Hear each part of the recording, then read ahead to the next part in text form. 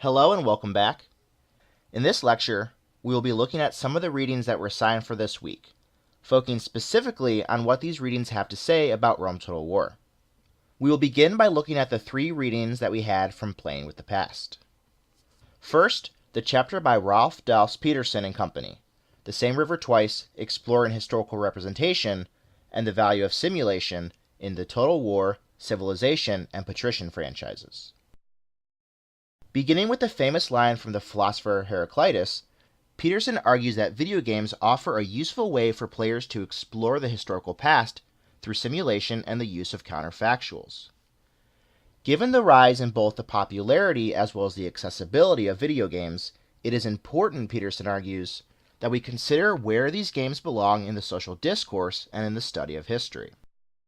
Given that video games are essential elements of our modern form of play, Peterson raises three questions regarding video games in history. First, can true historical scholarship be transmitted through games as it has been through other formats? Second, in what new ways can this media be used to inform and educate? And third, if video games do not impart the product of scholarship, can they teach the tools of historical scholarship? Peterson likewise addresses what the nature of history is, looking at history as both historical fact as well as historical representation. With this second aspect of history, as we do not have an empirical way to view the past, it is ultimately the task of the historian to create reasonably objective, evidence-based interpretations of the past. Interpretations which will then be reviewed by other historians. Peterson ultimately concludes that video games are very effective at teaching the tools of historical scholarship, although they are not able to function as a medium for true historical representation in its own right. After all, simulation games, by their ludic definition, rely upon player choice. Likewise, by rich simulation environments, video games are able to foster historical learning. In utilizing historical simulation, the transmission of historical knowledge moves from the fixed and the passive to the dynamic and the visual realm of interactivity. When created as a historical model, simulation ultimately affords a unique way of interacting. To show this, Peterson looks at three specific factors of the historical simulation game: the context of historical artifacts and events, the subjectivity of actors making decisions within their unique historical context, and the concepts that either describe or explain historical events. The context refers to all of the artifacts, facts, processes, perspectives, and other components of historical knowledge within the game, borrowing passive elements from film and text, as well as its own interactive ludic aspects. Subjectivity allows players to comprehend historical actors in their own historical circumstances and mindsets, emphasizing that certain actions only appear as necessary consequences given our knowledge of the outcomes. Lastly, concepts are generalized models of processes that operate in the real world. Simulation games allow players to form such concepts from experimentation rather than by simply being presented with them. The concepts of imperial mercantilism, supply and demand, and geopolitics, for example, appear in Total War, Patrician, and Civ City Rome, respectively, and Peterson concludes his article by discussing each in turn. A few questions on this chapter. First, do you agree with Peterson that historical simulation video games are the best type of game for teaching valuable historical skills to players? Is there more merit to other game genres than Peterson is willing to admit? And second, at the center of video games is the ability for players to make choices, thereby playing the game. Do you think that this freedom ultimately adds or subtracts from the ability of players to learn about the past? Next, we will look at Adam Chapman's Affording History, Civilization, and the Ecological Approach. Chapman argues that it is important to ask how video games go about making meaning out of their histories. Conventional historical theory, he argues, ignores the most important aspect of these games, the gameplay. Instead, Chapman suggests that we need a broader theory of action to understand how historical video games seek to explore past actions by offering opportunities for present action. In using the Civilization series as an example, Chapman suggests the ecological approach.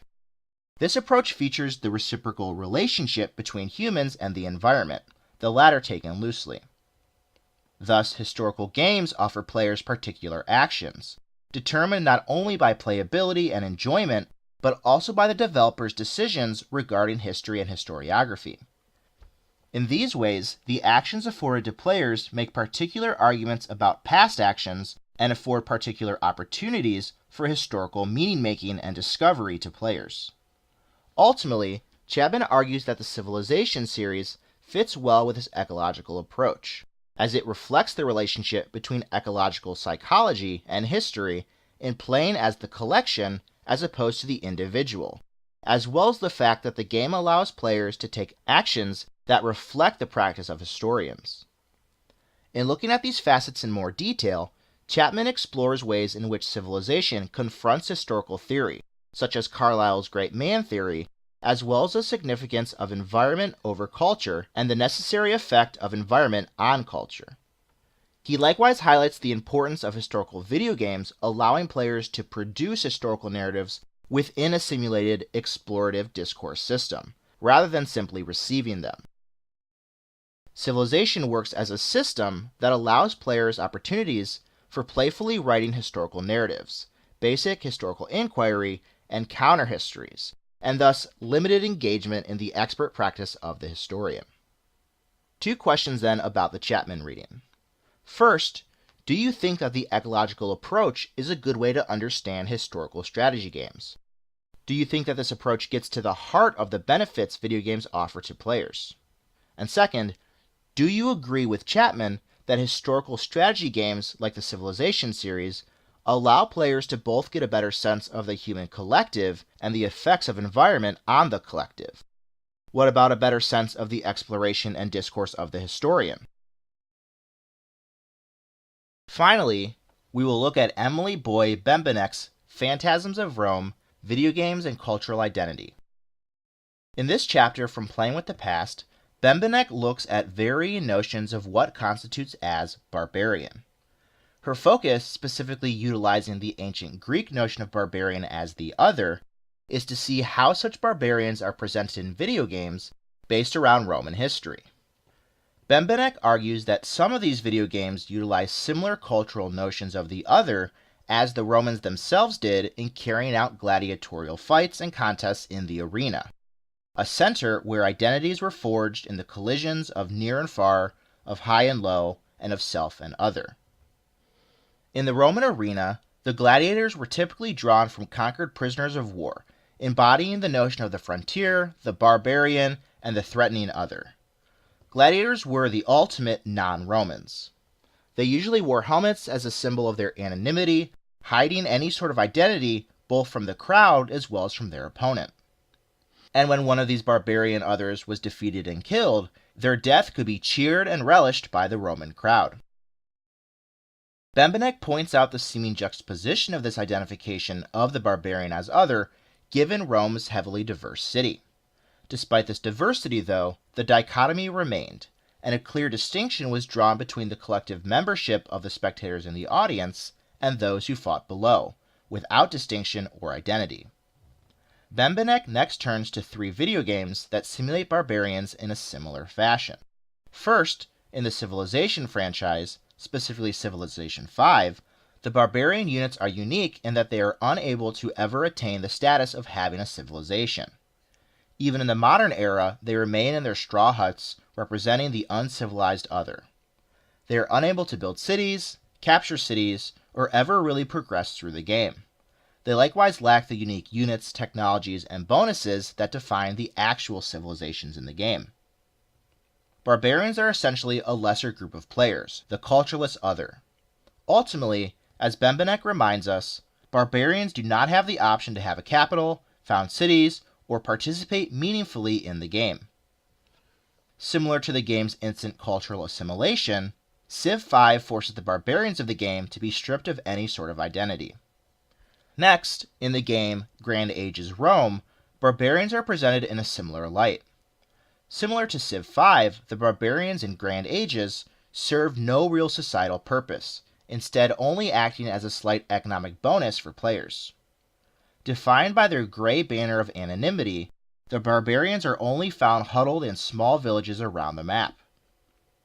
And even when they are conquered and taken as slaves, the barbarians are still largely defined by their inability to properly contribute to society. In Grand Ages, the Romans are clearly defined by belonging to a class. Again, this is something that the barbarians are never able to belong to, forever making them a useless, un-Roman other. Lastly, Bembenek turns to Rome Total War. While not without some misrepresentation, Rome Total War, specifically its expansion Barbarian Invasion, offers a more balanced view of the barbarian. While barbarians were an anonymous subculture in civilization and Grand Ages, these barbarians are complete and likewise playable civilizations in their own right in Rome Total War. From their flag to their unique unit types and abilities, these named barbarian tribes are on par with the Romans rather than beneath them. Thus here, to be barbarian simply means to be non-Roman, a distinction that does not carry any judgment of quality, culture, or utility with it as it does in the first two games. Bembenek concludes the chapter by exploring possible ways in which these developer decisions might reflect our own understanding and concerns with diversity and integration. A few questions based on this chapter. First, can you think of other games that misrepresent or isolate certain groups or peoples? 2. Were these decisions made intentionally by developers, or do they reflect a larger subconscious culture? What other modern concerns do you think seep into video games? And 3. Bembenek focuses on the Barbarian Invasion expansion, but how do you think the original Rome Total War handles the issue of barbarians? We will next turn to the two articles that were posted on Elms. First, we will briefly look at Video Games and Classical Antiquity by Paul Christison and Dominic Machado. In this brief article, Christison and Machado, hereafter referred to as CNM, argue that ancient historians must look at video games as a serious form of mass communication. Most importantly, for many students, video games are their main source and sometimes the only source for exposure to the ancient world. CNM go on to describe the current state of the video game industry, arguing that games largely fall into one of four main categories: action and role-playing, strategy, simulation, and casual, describing each of these categories in turn. Specifically, CNM are interested in the many games that draw heavily from the ancient world. They proceed to look at and evaluate the pedagogical utility of three of these games: Rome Total War, Glory of the Roman Empire, and Civ City Rome. The analysis of Rome Total War should have been particularly interesting given our recent playthrough. CNM, while somewhat confused about the initial setting of the main game, argue that the game has a great deal to offer students about the past. In particular, they point to the game's historical battles mode as one of its best historical features. Students then might play one of these battles as well as read about it in the ancient sources. They likewise suggest the game allows players to remember that the past could have turned out differently given any number of different results. In this way, Rome Total War helps students to avoid determinism in thinking about the past.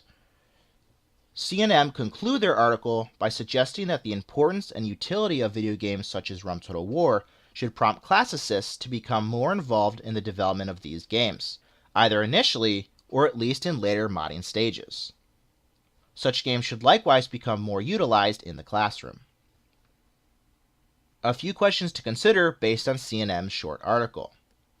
First, do you agree with CNM's claim that most information students have about the ancient world comes primarily from video games? If no, then where do they get this information from? If yes, do you think that this is unique to the ancient world, or is this true for most historical periods? And second, how do you think CNM's description of the benefits of Rome Total War compare to your own thoughts based on our last lecture? Do they overplay the benefits, or do they underplay them? The final article that we will look at is, again, a more specific academic article by Paul Erdkamp, Polybius, the Ebro Treaty, and the Gallic Invasion of 225 BCE. This article demonstrates the great amount of complexity that exists among historians over the causes and outbreaks of wars. Don't forget that with these more specialized scholarly articles, your main focus should be understanding the author's central argument and the evidence that he uses. In this article, Erdkamp is looking at the events of the Western Mediterranean described in the first half of the second book of Polybius' Histories. Specifically, the focus is on Roman concerns and actions dealing with three different threats: the expansion of the Carthaginians in Spain, the threat of Gallic invasion from the north, and troubles in Illyria, modern-day Croatia, to the east. These three concerns, Erdkamp maintains, were necessarily interconnected. Ultimately, he argues that the Romans were not gripped with fear of the Gauls throughout the first half of the 220s BCE, as some other scholars, along with Polybius, have believed. By looking at Polybius' description of Roman fear and preparations in the face of this perceived Gallic threat, Erdkamp suggests that these fears were exaggerated by the historian Fabius Pictor, who Polybius relies upon for the events of this period. Erdkamp likewise looks to a case of human sacrifice carried out in Rome in 228. While some scholars have pointed to this as stemming from a fear of Gallic invasion, Erdkamp instead suggests that this sacrifice was carried out due to internal religious reasons, relating to the Vestal Virgins. Similarly, he suggests that the Roman foreign policy leading up to 225, specifically the decision to invade Illyria with both consuls in 229, makes more sense if the Romans were not crippled by fear of a Gallic invasion. The Romans' seeming unpreparedness when the actual invasion did come in 225 likewise suggests that the Gauls had not been as serious of a concern for the Romans as Polybius describes. By placing the concern with the Gauls so far back, Erdkamp argues, Polybius is able to explain the Romans' failure to check Carthaginian expansion in Spain, as well as blame Gaius Flaminius for the eventual Gallic invasion. Such hostility towards Flaminius, however, seems to be a common thread in Polybius' histories, at times likely straying from the truth. Erdkamp next turns to the Ebro Treaty signed between Rome and Hasdrubal sometime around 226 or 225, which stated that the Carthaginians would not cross the Ebro under arms. In trying to make sense of this treaty, Erdkamp first dismisses two scholarly interpretations. One, that the treaty was really the product of the Roman ally of Massilia, and the other that the treaty exclusively reflected Roman concerns with Carthaginian expansion in Spain.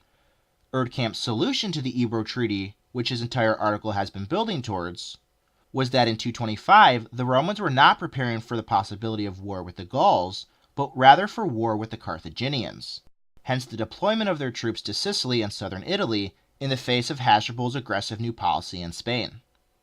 When the Gallic invasion arrived in that year, then, it came as a surprise to the Romans. Two final questions to consider based on this last reading. First, given the complexities of the various factors behind these Roman wars, do you think that the Rome Total War games adequately allow for the simulation of such a complex system? Second, Erdkamp, as well as the other scholars that he challenges, must decide when he follows Polybius' text and when he does not. Do you think he does this well, or do you think his decisions are arbitrary? That's all for this final lecture. Next week, we'll be moving out of the ancient world and into the medieval world. See you then.